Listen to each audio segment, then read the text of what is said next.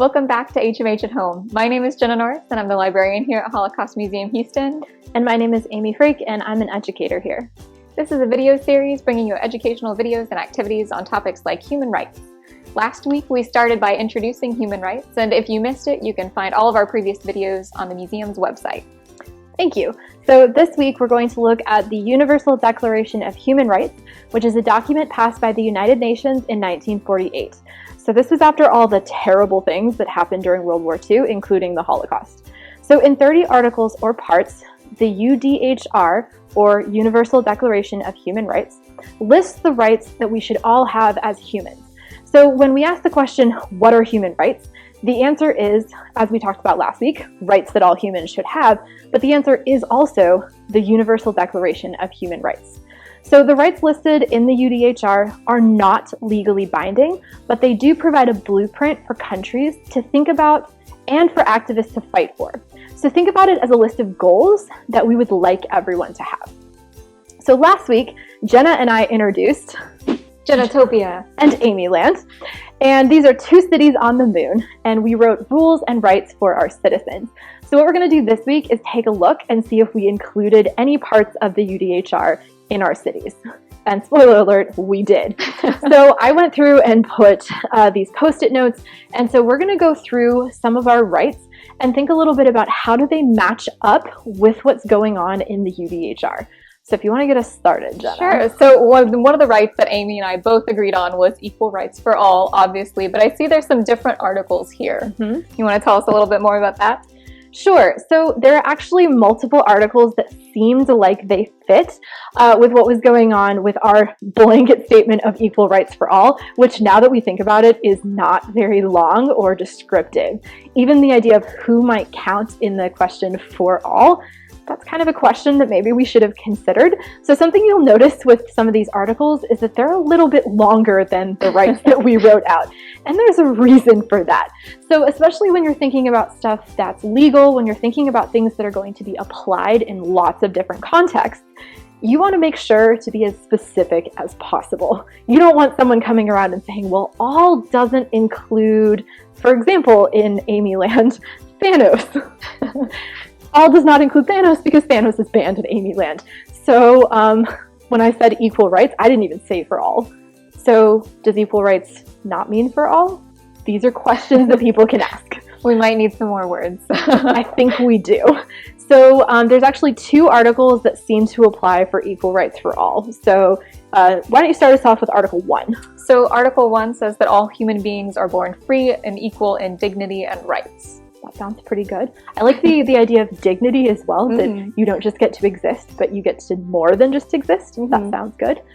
So Article 2 is a little bit longer. So it says everyone is entitled to all the rights and freedoms set forth in this declaration without distinction of any kind, such as race, color, sex, language, religion, political opinion, or other opinion. So that's a lot longer than mine, which was literally just equal rights. And it starts to talk a little bit about when we say equal rights for all, who are we including? Mm-hmm. And that seems to be important. So maybe we should have thought that through a little bit more.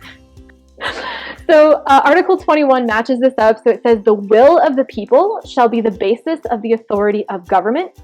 So basically people get to have a decision in a country. You don't just have one person standing there saying, I have all the rights. No one gets to be like a totally powerful king. But also, this will shall be expressed in periodic and genuine elections, which shall be by universal and equal suffrage, and shall be held by secret vote or by equivalent voting procedures. That is long. But some of the important pieces in this, it's basically saying people are supposed to have a voice in their government, but also people get to exercise this voice by voting. These votes have to actually happen periodically instead of just you have one vote and then it never happens again. And these votes actually have to be genuine. So this is really important. The Nazis were real experts at basically faking votes. So for example, they would have a vote where someone would be filling out and there would be one option. And it's basically like, do you like what the Nazis are doing? And there's just one option, and that option is yes. So that's not actually genuine. That is basically the Nazis being like, hey, everyone voted for us. And it's like, no, actually, they didn't. And that still happens occasionally in the world today where elections happen, but maybe there was a little bit of cheating going on. So also, these have to be by universal and equal suffrage. So that means that everyone should get some kind of opportunity to vote. Now, when I do this with students, I get a lot of pushback for a good reason. In Amyland, the voting age is 16. So people say, hang on a second, if it's equal and universal, what about people under voting age? That is a great question. If you are concerned about that, please write to your legislators, write to the United Nations, and tell them that you think you should be included in universal. Because apparently, in terms of voting rights, maybe you're not. That seems to be a problem. All right, so what's your next right? Sure. So my next one was guaranteed healthcare, which, of course, Article 25 expands on quite a lot.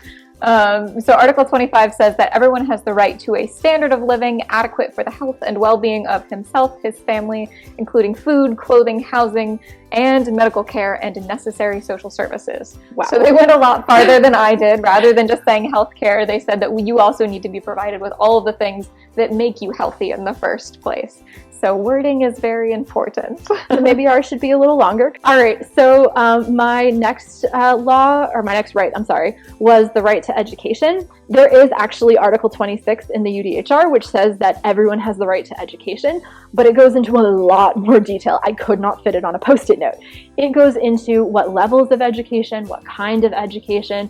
So don't worry, at the end of this video, we're hoping that you will look up the UDHR and you can read that entire article. It's very long.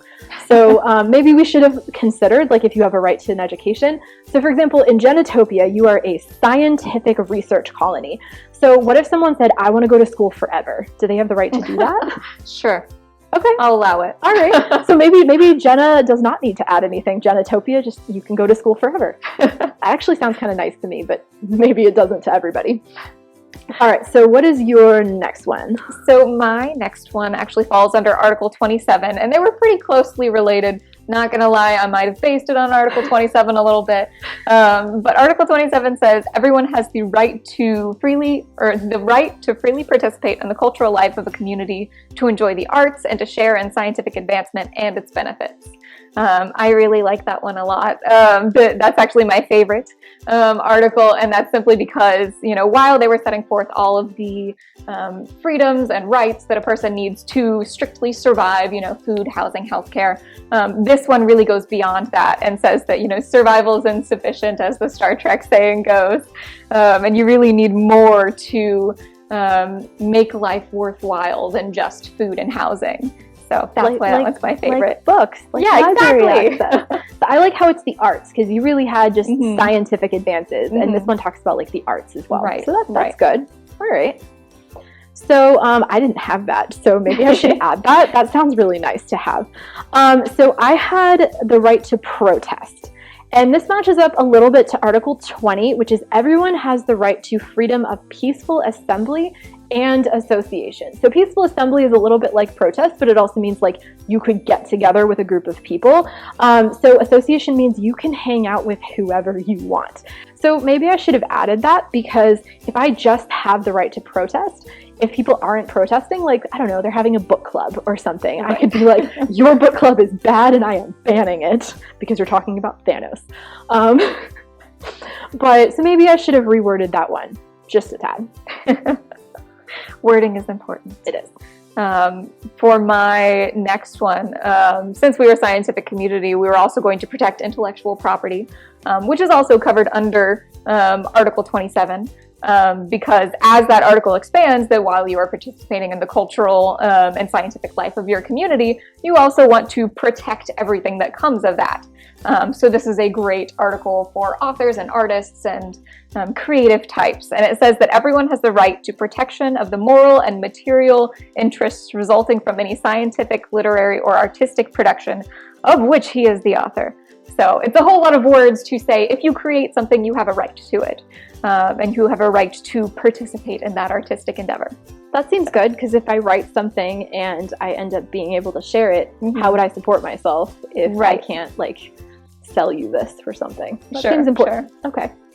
So for my next right, I had freedom of the press, which I stole directly from the United States Constitution, because I have none of that protection of intellectual property going on in Amy Land.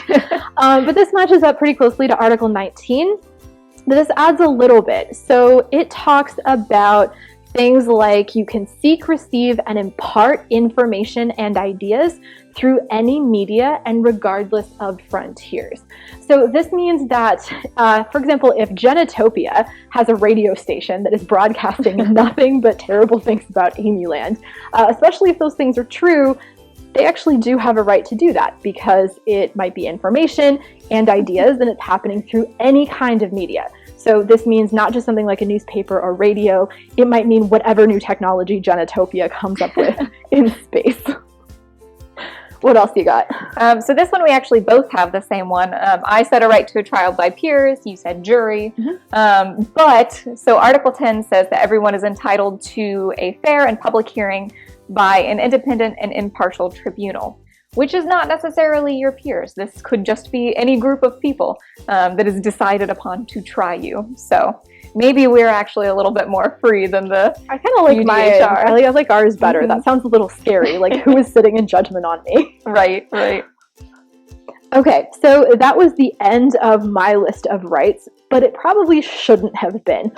So when I was looking through the UDHR, I noticed that Article 4, which is a really important one, says no one shall be held in slavery or servitude. Slavery and the slave trade shall be prohibited in all their forms. So I said no slavery in Amy Land because slavery is terrible. But here's the thing with rules, and remember, rules is this side here. Rules can be changed a lot easier than rights can. The hope with rights is that maybe we're providing more rights to people, but it's much more difficult to change. The UDHR has not changed since it started, but rules can be changed. So maybe if I left Amy Land, the next person who was in charge was a terrible person, and they would just change the law. One of the things that the Nazis did during the Holocaust is they changed the law to make the horrible things that they were doing legal. So that probably should be moved into the rights column.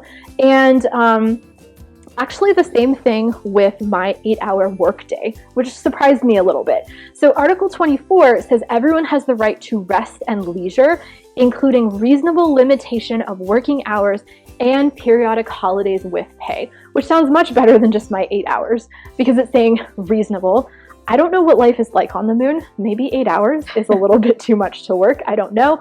But also this idea that you should get holidays. You should get time off to spend time with your family, or maybe spend time doing your scientific endeavors or writing a book, something that you want to do. So I think both those need to come over into the rights column, and maybe I need to add some more words. That's the theme of this video, is adding more words. So what's your last right? So we also had one that was a rule that probably should have been a right. When we said no alien experiments, we could just expand on that one overall and go to Article 5, which is no one shall be subjected to torture or to cruel, inhumane, or degrading treatment or punishment, which falls under alien experimentation. And so I suppose if we go ahead and instate that one as a right rather than a rule, then we can just cover all our bases. And that protects everyone, not just aliens, from being experimented on, which I feel like is a good thing to be protected from. Sure, maybe that can be like a little subset of that. Okay. I like it. So those are the ways that the UDHR matched up with our rights. So what we're asking of you is go back and check on the rights that you gave the citizens of the town you designed on the moon and see how many of your rights match up with the Universal Declaration of Human Rights. Are there some things on the UDHR you would add? So see if there's any rights that you might want to add to your moon city, and think about, did the UDHR change at all, like how you thought about this idea of rights? Because it changed a little bit, for example, how we thought about the difference between rules and rights. So every video has an activity. So here is your activity for this week. So start by using Google or your preferred search engine and look up the UDHR. The United Nations has the full list of rights. It's best to use their official page. And if you Google or put in UDHR, it should be the first thing that comes up. Take a look through the laws. If you're watching as a group, maybe read some of them out loud to each other. Do you have all of these rights, like in real life, not on the moon? Are these things that you have? Do they apply to your life? Does everyone you know have all of these rights? Does everyone in the world have all of these rights? And then all of these rights are definitely important and they all work together, but sometimes there's a right that speaks to one person more than it does to others. So as you're reading through, think about what right is standing out to you. So for example, Jenna talked about, what was your favorite right? Article 27. So that's this idea of, remember, there's more to life than just survival. And that's a great right. So my favorite right is the right to a nationality. So that means that you have a right to citizenship somewhere. And I think this is really important because from traveling and living in other countries, I know that being a citizen means that you have protection. It means that you have something like a passport, which means you can travel to other places. And there are actually people on Earth today who do not have citizenship anywhere. And life is very, very difficult when that happens. So I think that that's a super important right. So think about which of these rights is really speaking to you. And for your activity, you're going to make an advertisement for the right that stands out to you the most. And you can make any kind of advertisement you want. So you can draw a picture, you can draw a poster, you can write an essay, you can make a TikTok, make a banner ad for a website, whatever creatively, wow, words are hard. Whatever speaks to you, whatever kind of creative medium you want to use, make an ad. Show people that this is a right in the Universal Declaration of Human Rights that is important. So thank you so much for hanging out with us today. So remember, share your advertisement with us by using the hashtag HMH at home. We would really, really love to see how did your rules and rights match up with what's going on in the UDHR, but we also want to see your advertisement. We're really interested to know. I've been running around the office asking everyone what their favorite human rights are. So definitely let us know. We're really excited to see that. And please join us next week where we're going to be talking about, now that you know a little bit about rights, let's talk a little bit about activism, about how you can make sure that these are rights that everyone in the world has. So thank you everybody for joining us. We'll see you next week.